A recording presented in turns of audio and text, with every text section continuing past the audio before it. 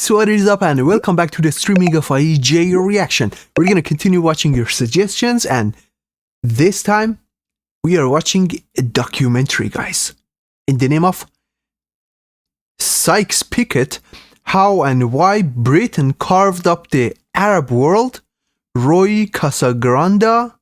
Okay, let's see what it is all about.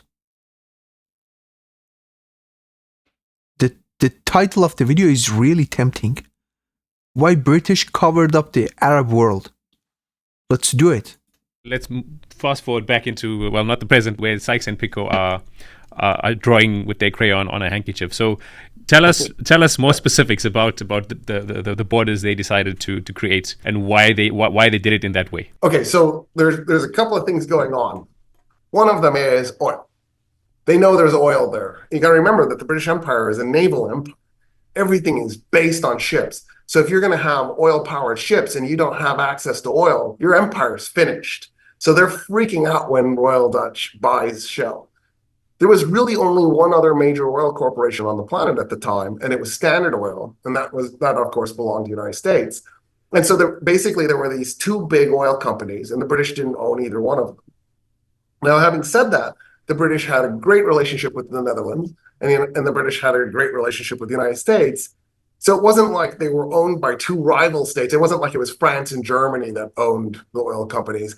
It's just that the British were concerned, what if something down the road changes or shifts? There's a bad election in the United States, or the Dutch decide they're more German and they want to go that direction. And so the British decide they have to have their own oil resource. So the way the way you looked for oil back then was you walked staring at the ground, and you were hoping to find like black shale or black sandstone, a porous rock that acts like a sponge, because if it's sitting on top of an oil field, it'll literally suck the oil into it and turn black.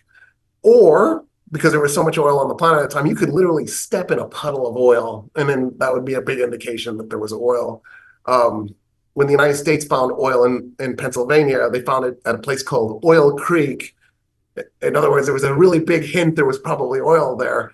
And the reason the creek got named oil is the creek was cutting through the oil field, and then oil floats. So there was this sheen of oil on top of the creek. And they went, I bet there's oil here. Let's dig. So, that was how you found oil. You just mostly kept your eyes open. But the problem is the planet is huge. And so even though the British Empire owned a giant chunk of the planet, the idea of sending out armies of people to look at their feet and comb the whole planet to look for oil seemed daunting. So the British decided to do something really extraordinary: read history books and look for conversations about oil in the history books. And they found those conversations about oil in the Middle East. 1,000 years ago, the cities in the Middle East lit up their streets at night using oil, using petroleum. The Roman Empire had, in the 7th century and then again in the 8th century, were using flamethrowers, using petroleum to fight the Arabs.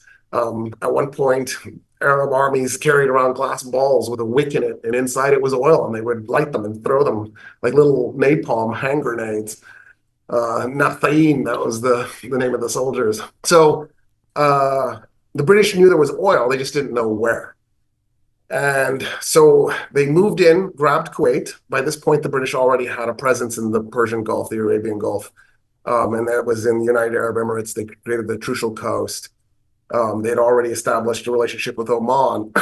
So grabbing Kuwait was just taking a chunk of land away from the Ottoman. I'll tell you something. He's a professor, and he's calling Persian Gulf Arabian Gulf. It has always been Persian Gulf, guys, and yet he's a professor. Empire and basically creating a base with the idea of looking for oil in southern Iraq or in Iran. They made a deal with the Persian government, and the deal was amazing. They got 86% concession. So normally when you make a deal like that, you get a 50-50, right? You're the British company, you're doing the work, but it's the Iranian oil, so they should get their share. 50-50 is pretty normal, but the Qajars, the rulers of Iran, were really, how should we say, into opium, eager to get that British opium more than they were eager to advance their country. And so the British got this really amazing concession from them. And that began to shape the way they thought about oil. I'm sorry, thought about the Middle East. Having said that, they found oil. I'm pretty sure the Anglo-Persian Oil Company found oil in like 1908. We should double check my date. So that shortly after they get the concession, they find it. Shortly after they find it in Iran, the Ottoman Empire In that finds it date, in 1908, British sent someone in the name of Darcy to Iran, and they pretty much colonized the oil of Iran at that date. And still, at that time, people in Iran didn't know the value of oil. They thought that it's useless. But that's how British started taking over the oil of Iran. what is today northern Iraq. And the British are eager to get a deal with the Ottoman Empire for that oil. But the Ottomans decide that Germany is their future. And so the Turks make a deal with the Germans. And of course, in that moment, the British are thinking, okay, the Ottoman Empire is, we have to destroy it. Germany can't have this oil. Germany can't have this kind of access to oil. And the reason is, quite simply, that they were worried that the German Navy was going to eventually eclipse the British Navy. And the British and the Germans were in an arms race. Every time the Germans built a ship, the British would build 2 ships. And that would force the Germans to build another ship to try to cancel the 2 ships the British just built, which would then force the British to build 2 new ships. And they were bankrupting each other. At the rate that they were building ships, it was inevitable that both economies were going to collapse. And that's one of the reasons why World War I had to happen. They had to just resolve the arms race one way or another. Somebody just simply had to come out on top. And of course, the British come out on top. There is nothing wrong or evil about what the Germans did any more than what the British or the French did in World War I. They're not the bad guys. They were all bad, right? It was just a bunch of evil states attacking each other. It's not like World War II where it's easy to sort of lay blame on the Germans. In any case, Sykes and Picot get together because they want to talk about what the future is, and that future will not include an Ottoman Empire. The British and the French had decided that they were simply going to take out the Ottoman Empire. It didn't hurt any that there's an Arab uprising, and the Arabs are actually in the act of defeating the Ottomans because they're trying to break away and create their own independent state.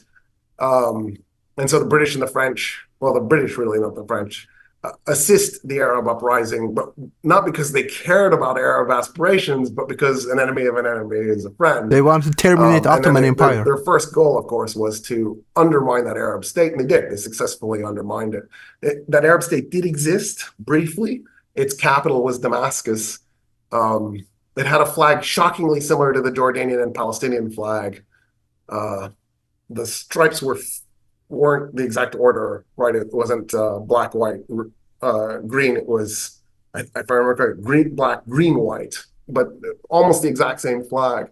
And that's where the Jordanians and the Palestinians got their flag. It was inspired by that first attempt at creating a united Arab state from Syria. In any case, Sykes and Picot, before that Arab state existed, before World War I is resolved, are sitting down and talking about how they're going to carve up the Middle East. When they made the plan, there was still a Russian Empire.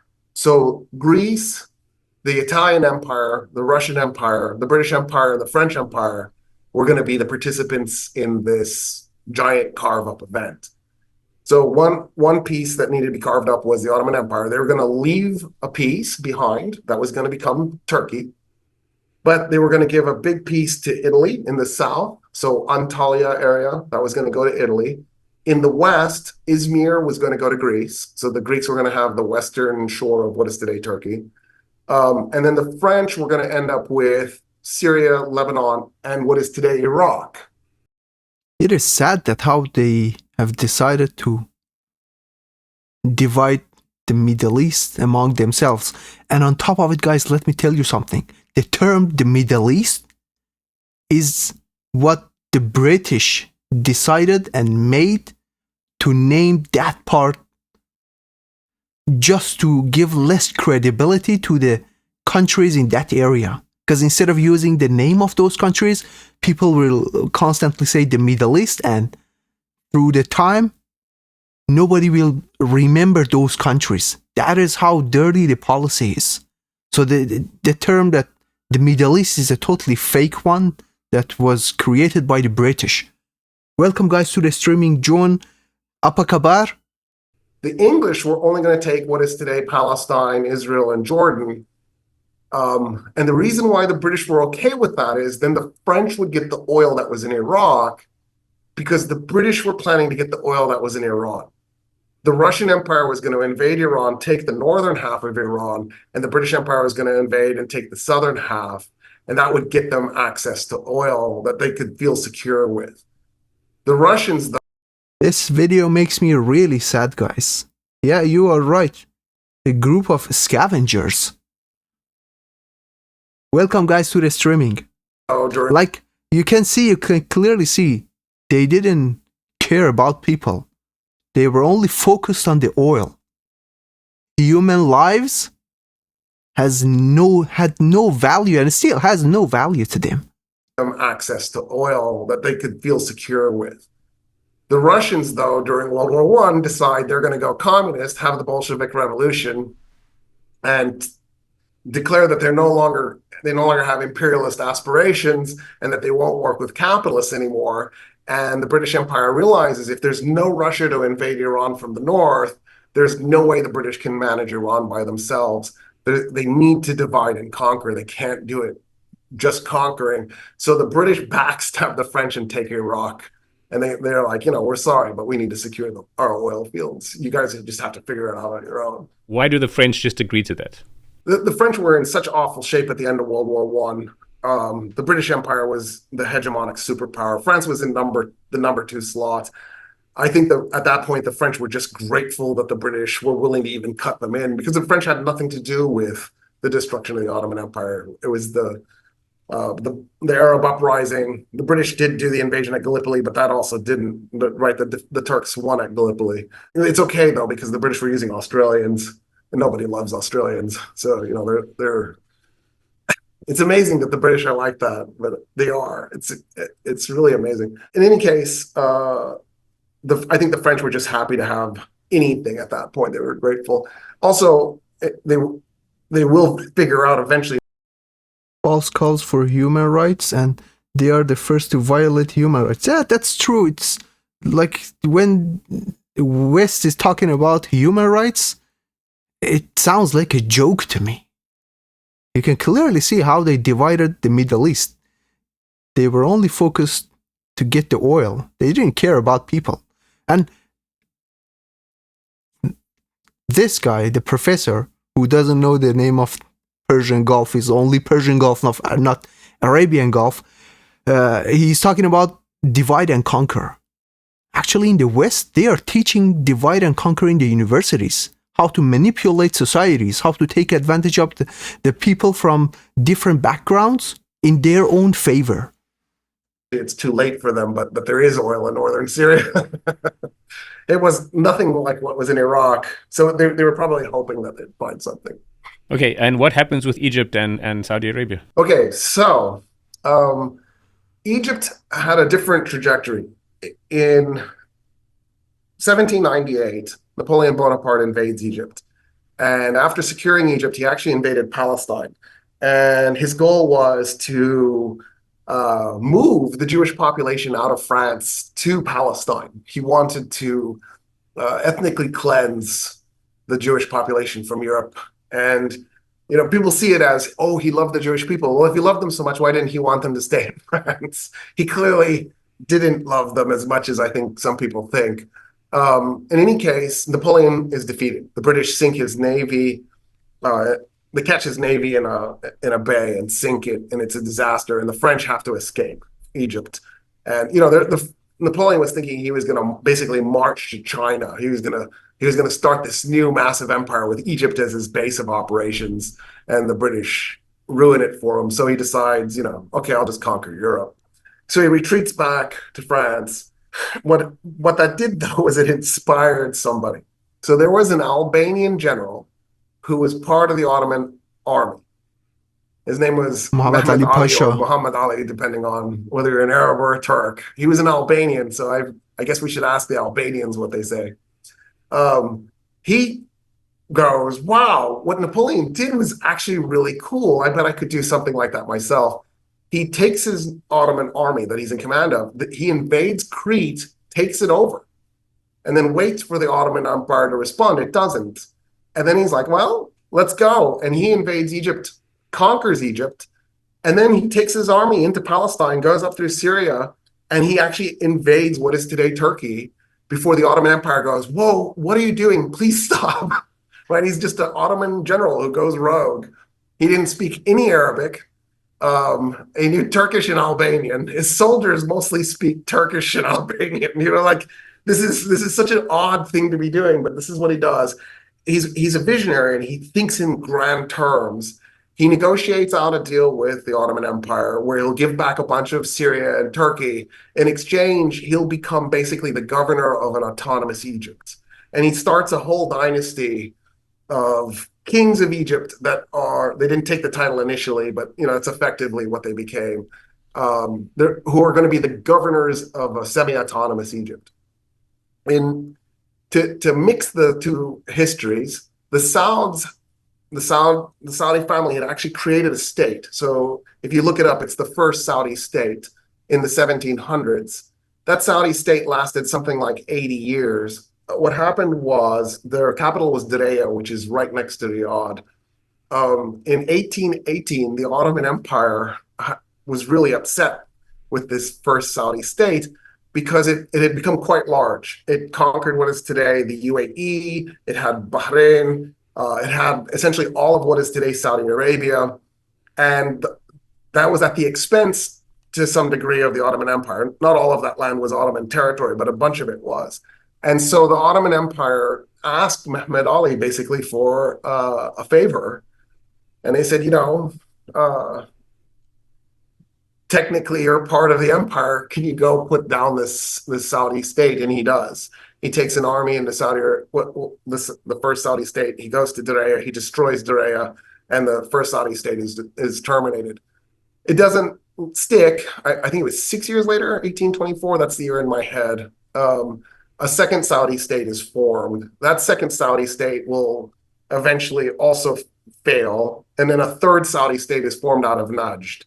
Its idea is it wants to recreate the first Saudi state, this big, almost the entire Arabian Peninsula size state. But when we were talking earlier, I was telling you about the fact that there was this attempt to create this Arab state in Syria. When that Arab state was being created, it was created by Hijazis. So people who were living in Western Saudi Arabia. It was a Hashemite kingdom. The British go to the Sauds and they say, we're going to undermine and destroy this Hashemite state, but it would be helpful if you did as well. Now, the Sauds don't react to that. They're not directly responsive to the British, but eventually they do. And they'll go and they'll conquer Hijaz. They'll put it together and they create the third Saudi state. As a result, the British and the Saudi royal family had a cordial relationship. The British saw the Sauds as somebody they could work with, somebody that maybe that they had enough in common with, that they didn't feel like they were a threat. In the case of Egypt, the British did something really strange. So the French built the Suez Canal. But when the French built the Suez Canal, they charged Egypt for it. Now you go, okay, well, they built it. Well, let me rephrase that. A French company went to Egypt and then hired Egyptian laborers at way under labor value prices, and then had them almost as slaves dig the Suez Canal with high mortality rates. So at the end, Egyptians built that Suez Canal, not the French company. And charged the Egyptian government for that. And, at some level, you go, really? This is just another little imperialist scheme. Dirty policy, honestly. The Egyptian state had to borrow money from banks. So that's what they did. Well, in 1882, the British government decided that they were going to use the debt Egypt owed it as an excuse to invade. They invaded and conquered Egypt. There was actually a whole defense force set up in Alexandria to try and stop a possible European invasion. The defense force fails, and the British take over Egypt, and they make it a protectorate inside the empire, and they eventually force the Khedive out of power, but then they replace him with a king. And so Egypt becomes an independent kingdom from the Ottoman Empire at that point.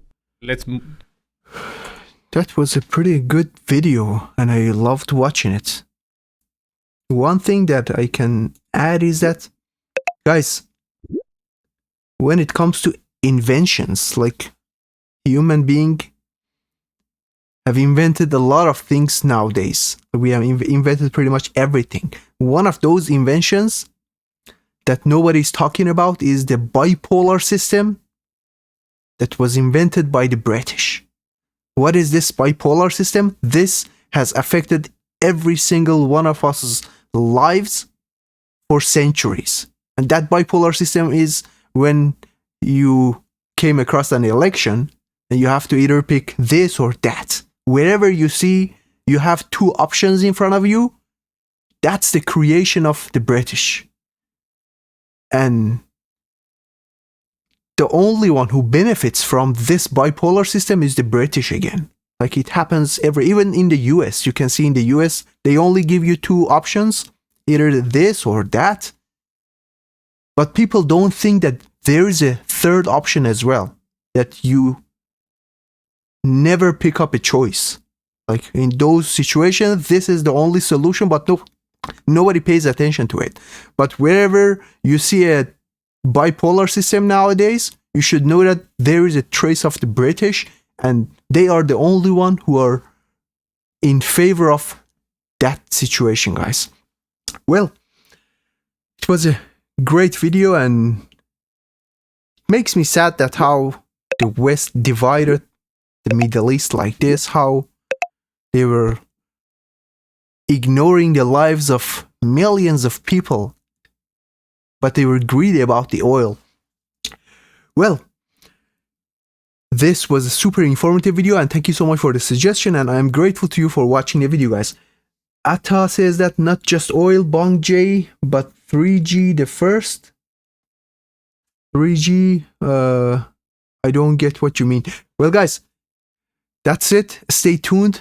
I'm gonna continue watching your suggestions in like next 5 or 10 seconds. And if you enjoyed watching it just like I did, you already know what to do. Hit that like button, and if you're new to my channel, do me a huge favor and hit the subscribe button. Stay safe wherever you are and stay tuned. I'll be back shortly. Peace.